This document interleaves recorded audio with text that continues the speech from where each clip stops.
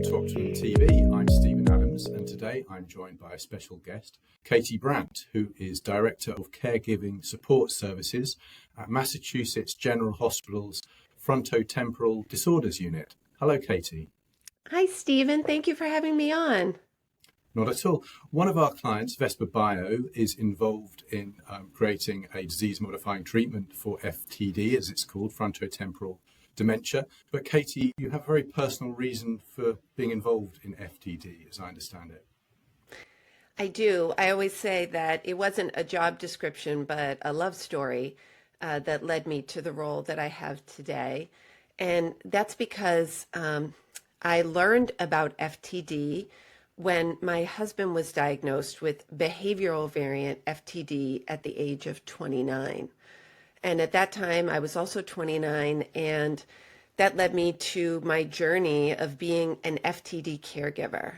And when that journey was complete, I knew that I wanted to work to support other families who were experiencing this diagnosis, and that led me to Mass General Hospital, the FTD unit, and working with Dr. Brad Dickerson, who is the director of the unit.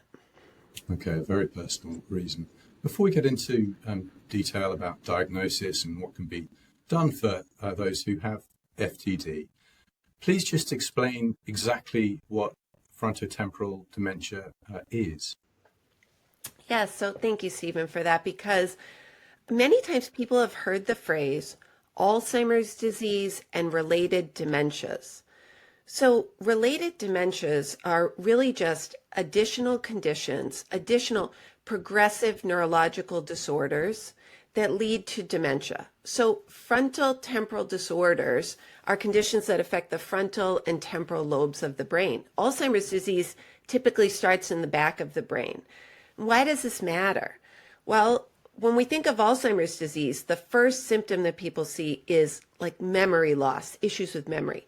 But with FTD, because it occurs in the frontal and temporal lobes of the brain, the first early symptoms are often behavior, personality changes, difficulty with communication, and that can lead to some more complicated issues that we'll talk about further.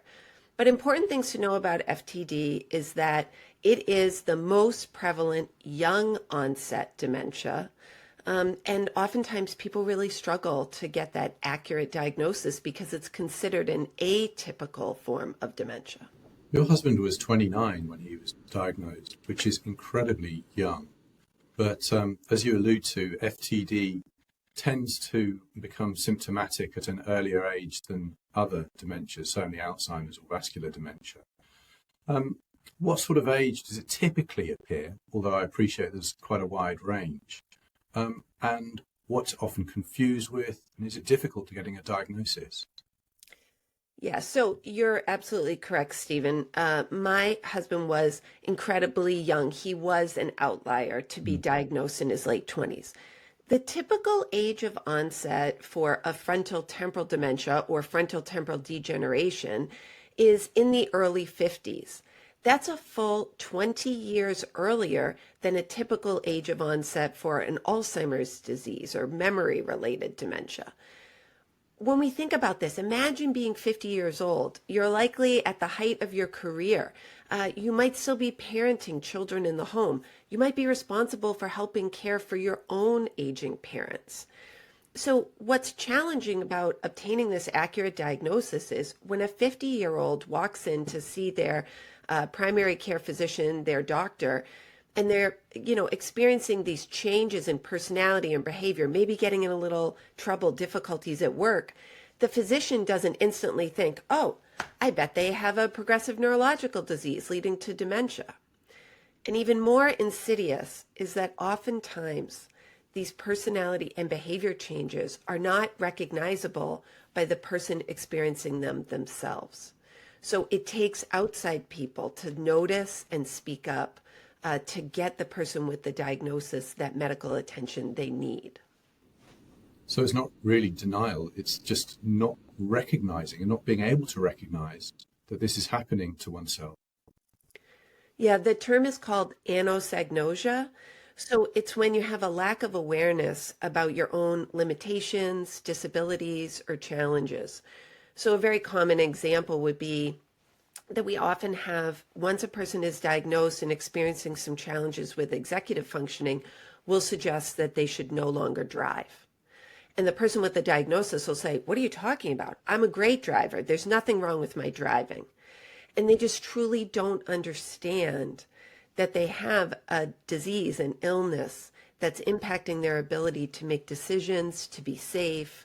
And so it takes a lot of effort and support from people who love them, their friends, their family, their carers, and their community to help them make these life changes. Once there is a diagnosis, which is obviously a major hurdle, what can be done to mitigate and to improve the situation? Are there medicinal treatments? And besides medicinal treatments, what can be done more in the round to help that individual?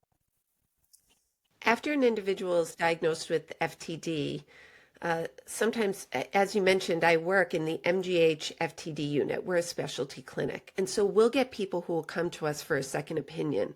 And they'll say, "Yeah, our first neurologist said, well, there's nothing we can do, so we'll check on you in a year." That's absolutely not true.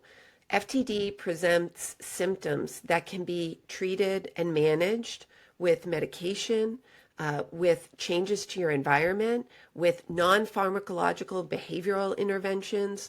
And these can improve quality of life, both for the person living with the disease and their care partners.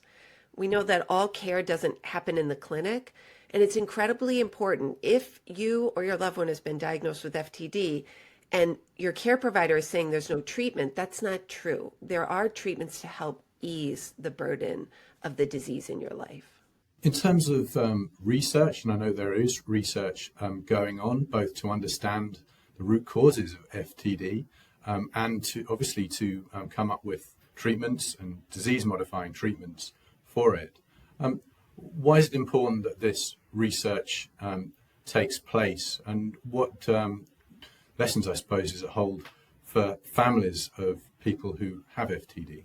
I think the biggest lesson is to know that you are important. If you are living with a diagnosis, if you're caring for someone who's living with a diagnosis, it is so powerful for you to decide to participate in research. And that could mean that you participate in a natural history study. You could connect with a life science or pharmaceutical company that's working on a disease-modifying treatment. You could even choose to participate in brain donation after living with FTD to contribute to our further understanding of this disease. And there is reason to hope. There are academic medical professionals who are committed to understanding the disease. There are life science companies and funders who are dedicated to developing treatments. But the most important people are the research participants themselves. And other charities which are contributing towards FTD research? Yes. So in the United States, the Association for Frontotemporal Degeneration is an incredible organization that provides families with education, information, support. They fund grants that help us understand FTD. They fund grants that support the next generation of scientists and clinicians who are interested in dedicating their professional lives to the FTD community.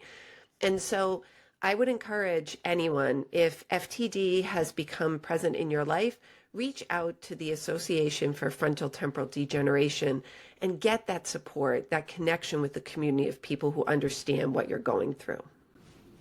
Katie Brandt, thank you very much indeed for your thoughts. Goodbye. Thank you. Are you watching Optimum TV?